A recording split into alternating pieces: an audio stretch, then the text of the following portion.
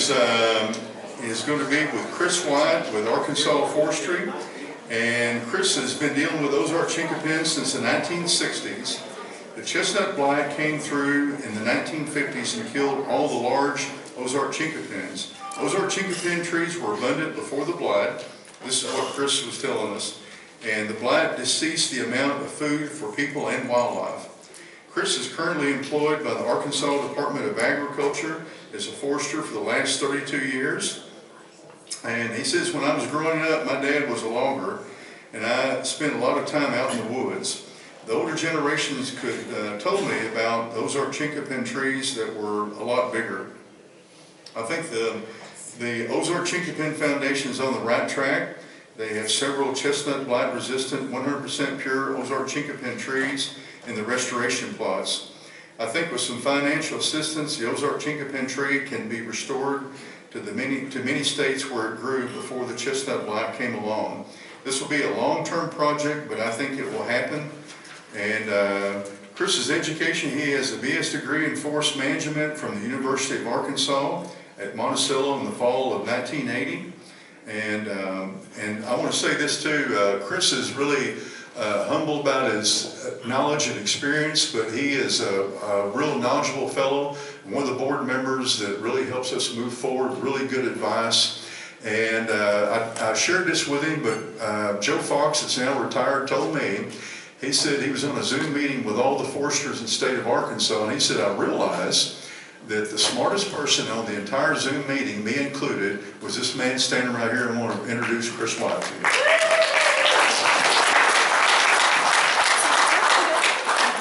All right, appreciate you coming out. Really appreciate you, all the new ones that come out. That's great. I don't know, I've been to most of these annual meetings. I think it's the farthest south we've been, but they got a good facility here and got a good looking crowd. Prettier crowd than average. I think exposure to Chinquapins and even growing them or eating them is making you look better. A few years ago, I thought a lot of people was looking old. Now I think they're looking young. I believe that's a sign too, maybe. I'm going to make a little talk about growing Chinquapins without water. I'm not advocating this because I think if you water them and take care of them, you're going to be a lot happier. But if you're planting them far off or for some reason you can't water them, maybe I can tell you a few things here that'll help out. You might brush up on your planting here before spring thaw. Look on the website and also on, I think on the Facebook page, so you can get some, you know, kind of do the best you can there. I better stay pretty close here. I got pretty loud. Now if you see this old number 12 right here, this is the plot we established here. I think the first plant was in March.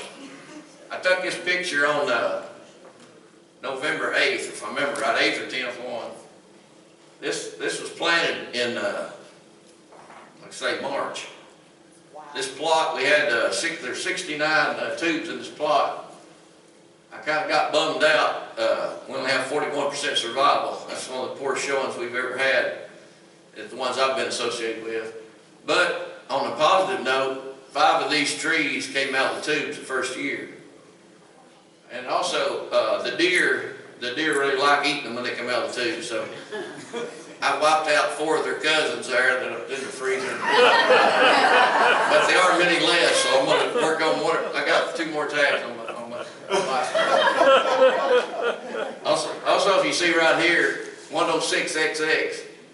When we mill out seeds, the kind of seeds you got is going to be on that deal. If you got a vine like mine, in a few years after you plant them, so I don't know, I'll plant somewhere, I don't know where they're at. But anyway, also another thing, with this, I forgot the date, is in October. It got down at my house to 25 degrees while I was watching the thermometer, and I checked the raws. I probably, unless you're a weatherman, I probably watch weather more than anybody in here.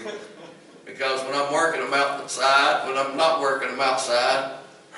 But anyway, look how green that is. I'm going to show you another slide here, a tree about 100 foot away. And if this tree was not in that grow tube, it would have been done. They haven't grown a lot here lately, but I'm sure the roots are still growing. But I'm all for grow tubes. This right here's a tree, a native tree about 7 inch diameter. It's probably 100 feet away. You can send me leaves on that tree. I took the same time I took that other picture. I think if you got those grow tubes, we've tried out mainly the ones I've experienced. There's 3 different kinds. The one I showed you there earlier, one with slots in it. I think it gets a little less hot in there. But from having here a few years back when it's so hot, if you water your trees, I think hot's good. If you don't water your trees, hot's bad. I'm not working for Forestry suppliers, but right here is that number of the 4 foot diameter, 4 foot high trees. I really think the 5 foot would probably be better because it would be a little taller before the deer start eating on it, get another foot growth. But they charge you more for the tube, but also the shipping's higher, so you got to cough up a few more bucks. But if you're only going to plant 5 trees, that's not going to be a lot to something you can hopefully look at for many moons. All right, here, if you don't want to buy a tree shelter, there's the old cheapo tree shelter. This is much, much better than planting it out in the open. I give it about a less than 1% survival chance if you just plant one out. We got a load of varmints. They know of all kinds, like varmints, but you can get overloaded with varmints. But also I had a thought the other day. Also another thought, this is my wife buying this 2% milk. You ever seen a cow give 2% milk? You'd be making hamburger out of a 2%er, I think. But I'm thinking about cutting the top out of this and maybe kind of stacking them on each other. But you know these, I don't know much about plastic, but they break down pretty quick. Right here, cut the bottom out. Make sure you take that lid off. It's going to cook it if you don't. But anyway, I think you can add on 2 to 4 weeks earlier, 2 to 4 weeks later. So you're adding on a month to 2 months growing time onto your tree per year. All right, who uses tree shelters? Doug sent out a survey. Some of y'all may have filled that out. This is from October of this year. And this one question, some people answered every question, some didn't answer none. We sent this out to about 1,800 people. I think Doug can tell you the exact number. We got 300 and something responded to part or all the questions. About 2/3 of them used a tree shelter. I thought that's good. I think some people may think, you know, I give $30 for 5 or 6 seeds. Why do I want to spend $50 for 5 grow tubes? I think that's probably, may have went up a little bit since then, but you're cutting your chances down to really nearly nil if you don't use a grow tube. Here's something I think it works good. We done on some.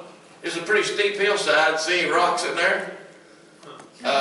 This kind of made a little funnel there, probably about 8 or 10 inches deep. Didn't take too long with a pick there. But that's water when it rains will just funnel into that. So I think that'll help out a little bit. All right, now check this out. Old Tidy Cat, I told my wife, said, don't throw your away them cats. They're kind of handy, 2.5 gallon. I got some 5 gallon, 6 gallon. But anyway, just think about this. I was trying to calculate roughly about how many inches of rain that would be. And I kind of rough figured, I didn't figure the volume exactly. This ain't a scientific study too good. This was probably about like 8-inch rain, I'd say 6 to 8 inch rain.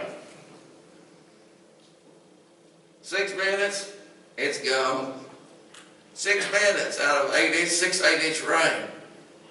I'd call this definitely well drained. This soil type here, if I remember right, it's called Clarksville. And they'll probably tell you, you know, you're going to starve to death if you're trying to grow stuff on Clarksville. But this is some of the best Chinquapin ground they are around our area. All right, these tubes will get hot. And that was right about 113 in a tube. I think some of the others have some dates on them. And I got looking at these raw stations. You go check out one of them. From the air temperature to the fuel temperature is up usually about 20 degrees difference in the heat of the day when the sun's blowing down on you about 2 or 3 o'clock in the afternoon in the summertime. A cloudy day, it won't be that much, or about dark. But you heat up the ground too in here. That's why you can get away. And also, if you want to plant early, try to get your seeds, maybe put a little bit more dirt on top of them. All right, you can see right here, August 3rd. It was in the solid tubes, 100 degrees outside temperature. 117 down in the tube. And 150. So that's a pretty hot time of day. Right here in these vented tubes, 93 outside, 103 in the vented tube. That's 645. So that was the same day. So the vented tube's a little cooler. And you just gotta think it'd be good to use the vented tubes, don't be so hot. And so we measured the solid tubes are outgrowing. Also, those little vents are so small. I don't know if you ever seen them. I wish I'd have brought one to pass around. Steve might have one. But those little holes, think the little leaves are little. Those leaves will start coming out of those vents, and it'll do some damage. I mean, something will eat them. Or anyway, don't go for. I go for solid tubes. Right here's a tree Steve mentioned. This tree's planted in March or April of 2021. This plot here, most of my experience with these tree plantings, I'm usually toting and fetching. I usually let the other guys I work with, Doug, and them plant, because I can kill a cactus real pretty easy, really. But anyway, this tree is about 7 foot tall, 8 foot tall maybe. Made some nuts. We hadn't got any nuts off the trees that planted 2020 yet. But here this one come on, and made some nuts there. We got one, Steve, I don't know where he'll plant it at. We got one, they looked at it, and when things happen, they happen quick. Same way I know, Steve, the pollinating. It ain't just I can get it within a week or two. No, you need to get it within a day or two. The guys checked this thing out. It was on Thursday or Friday, and they said, oh, they ain't quite ready. You don't want to gather them until they start, opening up. You're probably a little too green. You'll lose some survivability there. But they went back on Monday and they was all gone except for one. So really, should have. But anyway, time is really, really important. All right, add you some spice. This right here is the first year we used this cayenne pepper. They said that's hotter than normal. I don't know what it's done. I don't think a tree we planted and put this on there, I can tell for sure that a varmint ate it. Usually you got mice, all kind of varmints. They'll dig underneath the tube even if you got set flush. This right here stuff, I believe it's not that high either. We plant them, we sprinkle that around. A few on them steep hillsides, back in early spring, we had some big rain, maybe 2 or 3 or 4 inches in one day. You look at the average at Springfield, I think the other day is like an inch behind normal. The growing season is about half of normal. That was back February, March, really early in the growing season, if anything. This right here, I believe that sprinkling that on your trees there, your seeds. Straw. They said he's used leaves. I think straw's a little better. Light colored, reflect more heat. But you got trouble again with that. There's more earthworms out there because it's moisture. Here comes the hogs, here comes the bears, here comes the little farm, this armadillo. But that does save some moisture. All right, this is my limited experience. I'm usually trying to water. This row right here is one of our plots. There's trees below it, there's trees above it. But we intentionally, these was planted last year, 2022. We intentionally wrote no water. And the guys water and think, oh, that's good. I don't have to water as many trees. That's 6 less, that's how many gallons of water. But these 6 trees, I've got you some stats here we're going to talk about. No water since they've been planted. Also, those was on 20 by 20 spacing. This last 2 plots that I've experienced with, we spaced them out. Steve suggested 25 foot. Usually if you go for trees, if you're trying to grow timber, you want to get them close so they'll go for height and there'll be less limbs. You need a smaller tree because an old guy could fall and bust like a watermelon trying to get nuts out of a tall tree here in a few All right, right here's the no water tubes, 6 of them. March 24th. We measured them October 10th. All right, out of these 6, no watering, 2 of them died, 33%. The lemon trees was 11 to 25 inches. Mean height, 13 inches. All right, right here's the ones we planted this year, April 14th. They replanted the 2 trees that died. And we came back October 11th. These ones that's replanted was 8 inches tall. No water. The original 4 trees that's planted in 2022, 52 to 63 inches tall. No water. The median height, 59 inches. The water trees around it was 65 inches. So I was kind of shocked there was only 6 inches difference between them. Probably the guys watering it, and I helped some, but I was thinking, oh, well, 6 inches worth toting all that water. All right. Did all the water trees survive? No. Right here, 4 of the 25 that was watered died, 16%. So we had double mortality of not watered trees compared to watered trees. They outgrew a little bit of them, but not really a significant lot. All right, this is kind of a shocker to me. This was a rough year. Some of y'all may have filled out this survey that we mailed out here in October.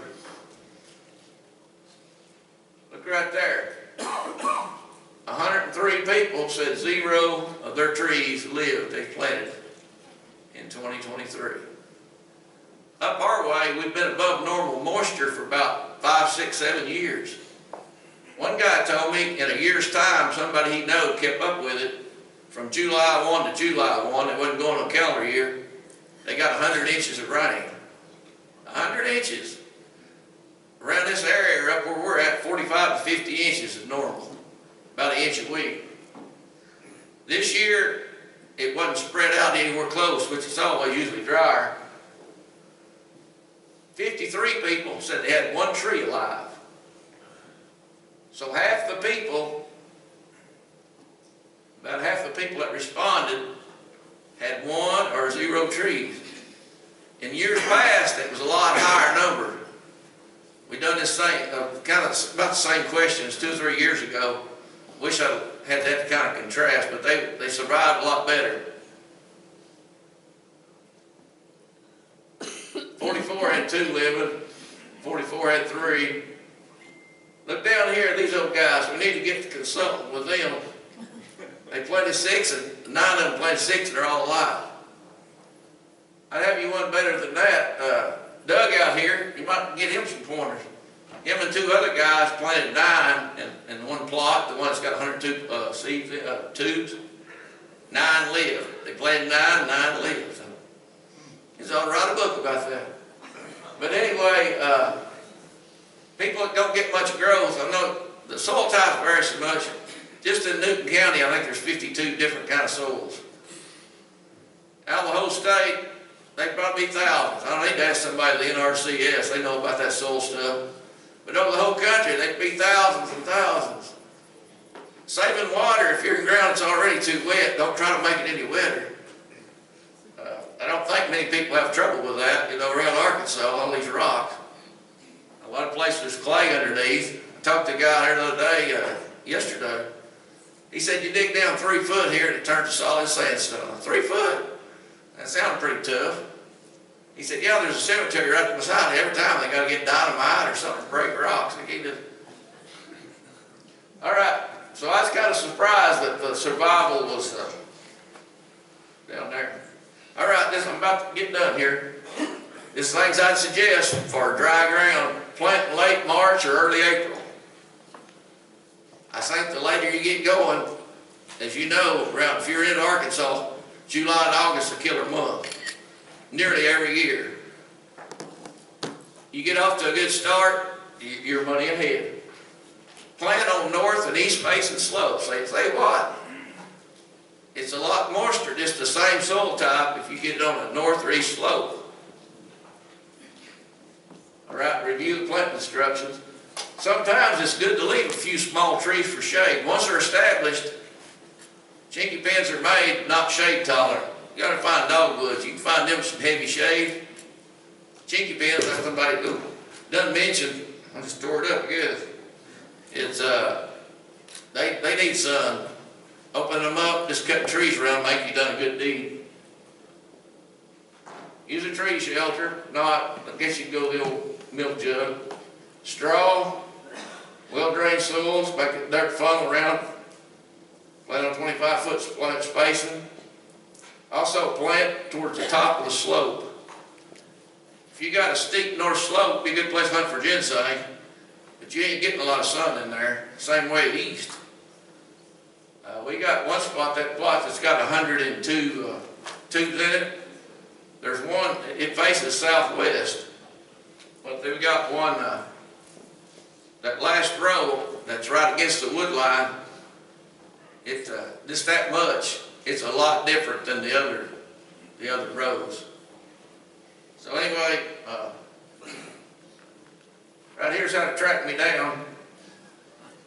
If you live in Boone, Newton, and Carroll County, I'll probably come to your place and look your tree over at your site in person. If you live farther off, I'll be maybe. But I'll call and talk to you and tell you about hunting possums wherever you live. But anyway, that's all I got. I'm gonna be around here if you want to talk to me at break there, and I appreciate you coming out.